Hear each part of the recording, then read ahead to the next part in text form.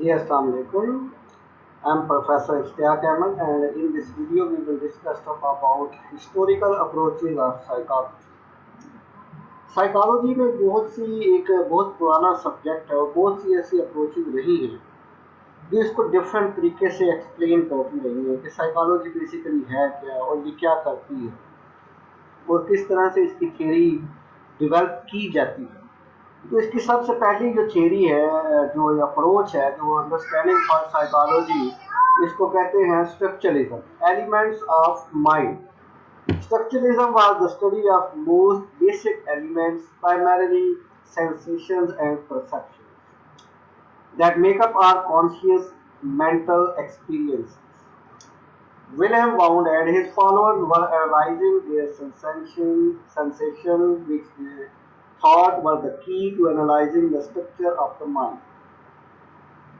Basically, structuralism में William bound जो है, who is one of the most important psychologist and he is considered to be a father of modern psychology, and Wilhelm Wundt was one of the basic psychologists who set up a laboratory of psychology, who set up the first laboratory of psychology where he conducted different experiences to understand the behavior of the people.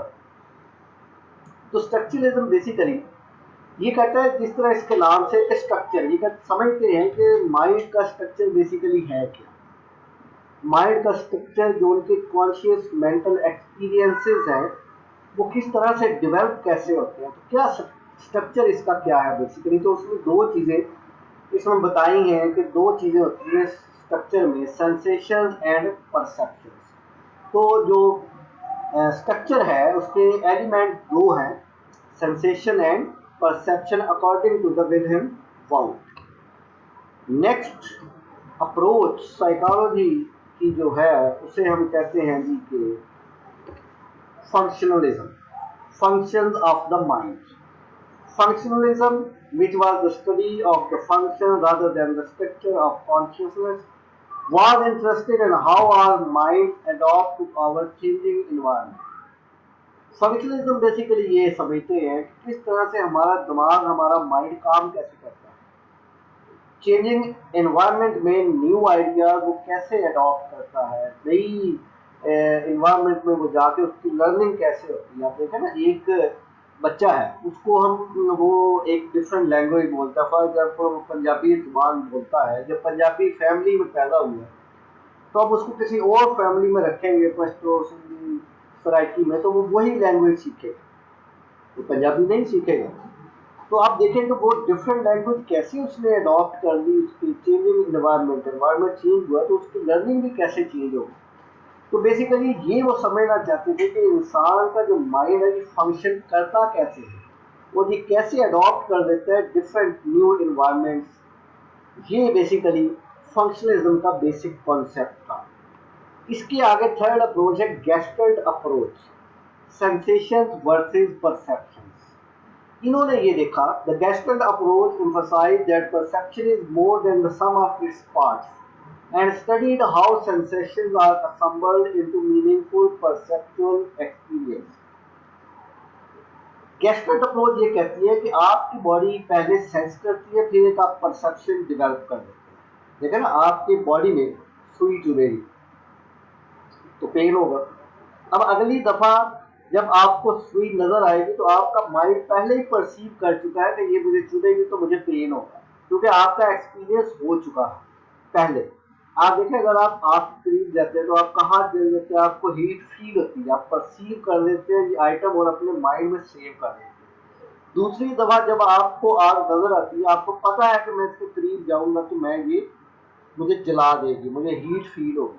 अब ये meaningful experiences किस तरह convert होते हैं sensation से perception तक, ये जो पूरी एक जो सीरीज चलती है सेंसेशन वर्सेस परसेप्शन, इनको जो है अंडरस्टैंडिंग करने के लिए गेस्टल्ट अप्रोच इंट्रोड्यूस करवाई गई और गेस्टल्ट अप्रोच के थ्रू समझा गया कि सेंसेशन और परसेप्शन किस तरह एक दूसरे से रिलेट करती है, इनमें रिलेशनशिप क्या है और ये किस तरह से काम करती है। Fourth one, historical approach of psychology is behaviour, observable behaviour. This behavior approach emphasizes the objective scientific analysis of observable behavior. ये अप्रोच ये समझती है कि इंसान का जो बिहेवियर है वो ऑब्जर्वेबल है, हम उसको ऑब्जर्व कर सकते हैं, उसकी साइंटिफिक स्टडी कर सकते हैं। देखो ना, एक आदमी है वो ड्राइविंग कर रहा है या लॉकडाउन रहा है तो उसमें लोगों का बिहेवियर क्या रहा है, कोविड-19 लॉकडाउन के दौरान लोगों का बिहेवियर क्या रहा है जो हम ऑब्जर्व कर सकते हैं। देखिए, एक बिहेवियर नॉर्मल होता है, एक एबनॉर्मल होता है। शायद हमारे यहाँ एबनॉर्मल बिहेवियर को पागल कहा जाता है, लेकिन ऐसा नहीं है। हर एबनॉर्मल बिहेवियर पागलपन नहीं होता। तो एबनॉर्मल बिहेवियर को अगर हम ऑब्जर्व करना चाहें तो आप ऑब्जर्व कर सकते हैं। कैसे जी जनाब, एक आदमी को नींद नहीं आती है, एक आदमी कहता है जी मुझे बहुत ज्यादा नींद आती है, तो हम दूसरों को देख के उनके रवैये को देखते हुए हम ऑब्जर्व कर सकते हैं, उसकी साइंटिफिक स्टडी कर सकते हैं। तो बिहेवियरिज्म जो स्कूल था, ये जे.बी. वॉटसन ने जो स्टार्ट किया था, इसका फाउंडर था जे.बी. वॉटसन। उसकी अपनी थीरीज हैं बिहेवियरिज्म के बारे में और पर्सनैलिटी डेवलपमेंट के बारे में, जो कि हम नेक्स्ट जो हमारे लेक्चर्स हैं उनमें डिस्कस करेंगे। Today as lecture is end, and I hope you people understand very well about historical approaches of psychology. If you have any questions related to this lecture, please comment under the video and like and subscribe the channel. Thank you very much. Take care.